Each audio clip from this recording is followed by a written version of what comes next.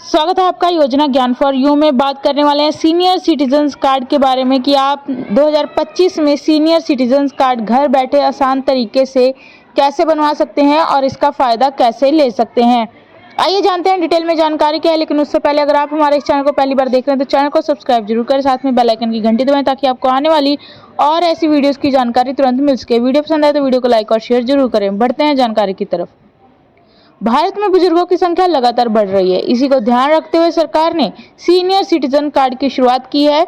यह कार्ड 60 साल या उससे ज़्यादा उम्र के लोगों को दिया जाता है। इसका मकसद बुजुर्गों को विभिन्न सरकारी योजनाओं का फायदा दिलाना है।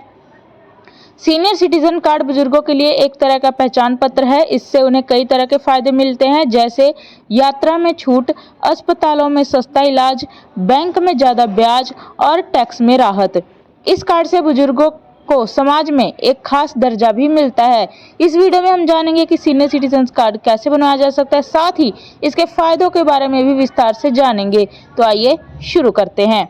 सबसे पहले सीनियर सिटीजन कार्ड को बनवाने के लिए आपकी पात्रता क्या होनी चाहिए।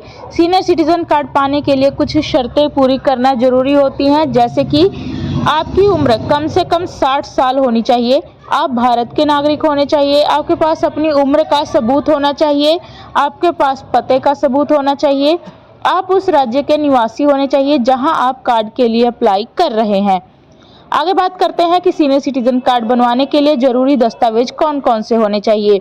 आपके पास उम्र के सबूत के लिए जन्म प्रमाण पत्र, पासपोर्ट, आधार कार्ड, वोटर आईडी कार्ड और ड्राइविंग लाइसेंस या फिर पेंशन कार्ड होना जरूरी है। और अपने पहचान के सबूत के लिए आपके पास Aadhaar card, PAN card, voter ID card या फिर पासपोर्ट होना जरूरी है।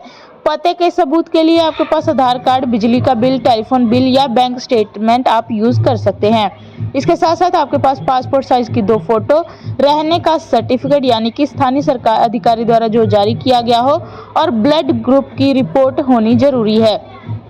सीनियर सिटीजन कार्ड बनवाने के तरीकों की बात करें तो इसके 2 तरीके हैं। सीनियर सिटीजन कार्ड आप 2 तरीके से बनवा सकते हैं। पहला है ऑनलाइन और दूसरा तरीका है ऑफलाइन। आइए दोनों तरीकों के बारे में बारी बारी से जानते हैं। सबसे पहले जानते हैं ऑनलाइन आवेदन प्रक्रिया क्या है। अपने राज्य की सरकारी वेबसाइट पर आपको जाना है। सीनियर सिटीजन कार्ड के लिए रजिस्ट्रेशन के ऑप्शन को चुनना है। अपना आधार नंबर, मोबाइल नंबर और ईमेल आईडी डालनी है। ओटीपी आपके फ़ोन पे आएगा जिसको आप वेरीफाई करवाएंगे। अपनी पर्सनल डिटेल्स भरनी है। ज़रूरी दस्तावेज जो भी ज़रूरी वहाँ पे डिमांड की गई हो, मांगी गई हो, उन्हें आपको अपलोड करना है। उसके बाद फॉर्म को सबमिट कर देना है। अगर आवेदन शुल्क कोई है जो कि नामात्र ही होता है, वैसे तो फ्री है, अगर होगा भी तो बहुत ही नामात्र होता है आवेदन शुल्क, इसको आपको पे करना है। इसके बाद आपको एप्लीकेशन आईडी नोट कर लेनी है। दूसरा तरीका है ऑफलाइन आवेदन प्रक्रिया। इसके लिए सबसे पहले आपको अपने नज़दीकी सरकारी दफ्तर या फिर नगर निगम कार्यालय जाना है। सीनियर सिटीजन कार्ड का फॉर्म लें, फॉर्म को पूरी तरह से भरें, जरूरी दस्तावेज अटैच करें, फॉर्म जमा करें और रसीद ले लें। आवेदन शुल्क अगर कोई है तो उसे जमा कर दें। अगर आपने सीनियर सिटीजन कार्ड बनवा लिया तो इसके क्या फ़ायदे मिलेंगे आपको।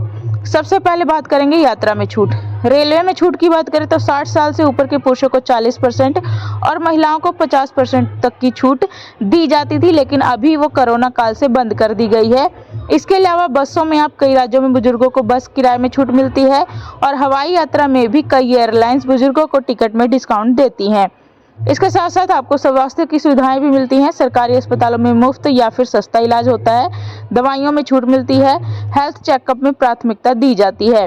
बैंक में भी इसके कई फायदे हैं, जैसे कि फिक्स्ड डिपॉजिट पर ज़्यादा ब्याज मिलता है। सीनियर सिटीजन सेविंग स्कीम में 8.2% तक का गारंटेड रिटर्न मिलता है। बैंक में आपको प्राथमिकता वाली सेवाएं दी जाती हैं। टैक्स में भी सीनियर सिटीजन्स को काफ़ी फ़ायदे मिलते हैं, जैसे कि इनकम टैक्स में छूट होती है। 60 से 80 साल लोगों के लिए 3 लाख रुपए तक की आय पर कोई टैक्स नहीं होता है। 80 साल से ऊपर के लोगों के लिए 5 लाख रुपए तक की आय पर कोई टैक्स नहीं है। मेडिकल इंश्योरेंस प्रीमियम पर भी अधिक टैक्स की छूट दी जाती है।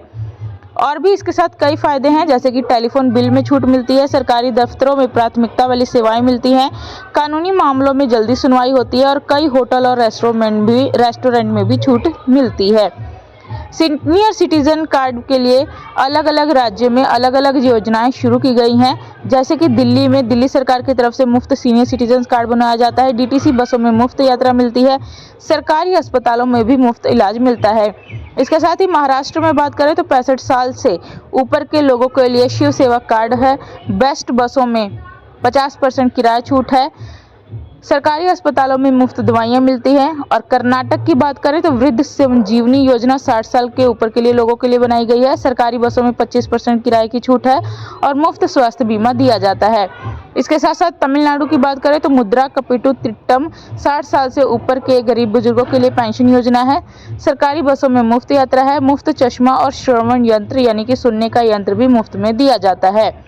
सीनियर सिटीजन कार्ड बनवाने के बाद इसको इस्तेमाल करने के कुछ टिप्स जान लेते हैं। इसके टिप्स हैं कि कार्ड को आपको हमेशा अपने साथ रखना है। यात्रा के दौरान टिकट बुक करते समय कार्ड दिखाना है। अस्पताल में इलाज के लिए भी आपको कार्ड का इस्तेमाल करना है। बैंक में नए अकाउंट खोलते समय कार्ड दिखाएं। सरकारी दफ्तरों में प्राथमिकता पाने के लिए कार्ड का इस्तेमाल करें। होटल या रेस्टोरेंट में छूट पाने के लिए कार्ड दिखाएं। कार्ड खो जाने पर तुरंत रिपोर्ट करें और नया कार्ड बनवा लें।